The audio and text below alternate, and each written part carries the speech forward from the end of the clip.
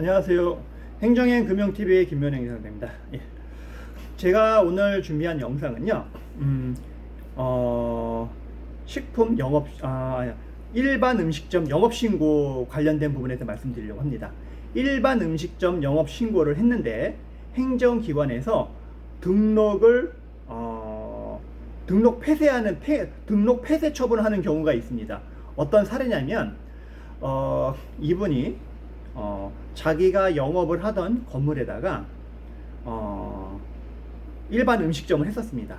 일반 음식점을 하다가 현재 있었던 업장이 마음에 안 들어서 그 근처에 있는 업장으로 좀 확장을 했습니다. 그래서 여기다 영업신고를 하고 했는데, 영업신고 하기 전에 먼저 공인중개사를 찾아갔겠죠. 공인중개사를 찾아가고 집주인하고 미팅을 하고 해서 중개사를 통해서 임대차 계약을 하고, 그렇게 해서 업장에다가 이제 인테리어를 했는데, 이 건물이 구획만 되어 있는 어떤 그 대규모 유통 그런 관련된 어떤 큰 건물이었습니다. 그러니까 구획만 되어 있는 부분이기 때문에, 그래서 이분은 계약을 할 때는 계약서에 공인중개사와 집주인이 알려준 그대로 해서 계약을 체결했고요. 그렇게 해서 업을 신고를 했는데, 담당 공무원이 이제 우리가 영업 신고를 하게 되게 되면 현장 실사를 나오잖아요. 근데 이분이 나가서 보니까 현재 이 위치에와 계약서상의 주소가 다릅니다 라고 얘기를 하는 겁니다. 근데 이 공무원이 이런 경우에는 어떻게 하게 되게 되면 이거를 문제를 해결할 수 있다는 부분에서 얘기를 하지 않고 자꾸 이제 말을 애두르면서 이제 정말로 쉽게 말하면 소극적인 행정을 했던 거죠. 이제 공무원이 이런 경우에는 적극적으로 뭔가 행정을 해서 민원인들이 어떤 이런 부분에 문제가 있으면 이런 경우에는 어떻게 해서 문제를 해결해야 됩니다. 그러니까 이 사안 같은 경우에는 현재 위치와 계약서상의 위치가 다르니까 현재 위치에 맞게 계약서를 다시 쓰고 그 다음에 변경 신고를 하시면 됩니다 라고 안내해 주면 되는데, 공무원이 이런 부분에 대해서 정확하게 알려주지 않는 겁니다. 그리고 계속해서 뭔가를 물어봐도 답변을 하지 않고, 그러니까 이분은 이거를 어떻게 해결할지 몰라서 담당 공무원 찾아가도 문제를 제대로 해결할 방법을 알려주지 않고, 집주인이 찾아가도 담당 공무원은 본인이 아니기 때문에 내가 해결 방법을 알려줄 수 없다, 제3자이기 때문에 이거는 알려줄 수 없다, 이런 식으로 굉장히 소극 행정을 하면서 결국에는 이분이 주소 변경 신고라든가 이런 절차를 밟지 못해서 등록 폐쇄 처분을 받는 겁니다. 굉장히 억울하죠.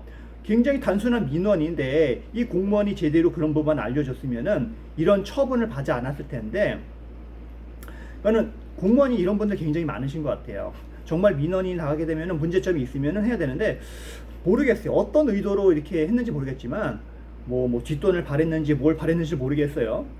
그냥 나가서 정말로 속 시원하게 민원인들한테 적극적으로 이거는 이런 식으로 했기 때문에 문제가 이겁니다, 이렇게 했기 때문에 이건 주소 변경 신고를 하고 계약서를 다시 쓰고 이렇게 해서 하게 되면 문제가 해결될 수 있는 부분입니다, 이렇게 해결해 주면 되는 건데, 공무원이 질질질 끌고 속 시원하게 얘기도 안 해주고 하다 보니까는 이분도 동분서주 막 알아보려 하다가, 그러다가 처분을 받고 나서 이거를 아는 이제 공무원한테 물어보니까 이거를 이렇게 할 부분은 아닌데, 이거는 단순하게 공무원이 안 알려주나요? 이런 굉장히 쉬운 민원입니다. 이거는 그냥 계약서 주소 바꾸고요, 주소 변경 신고해서 넣으면 되니 끝나는 겁니다.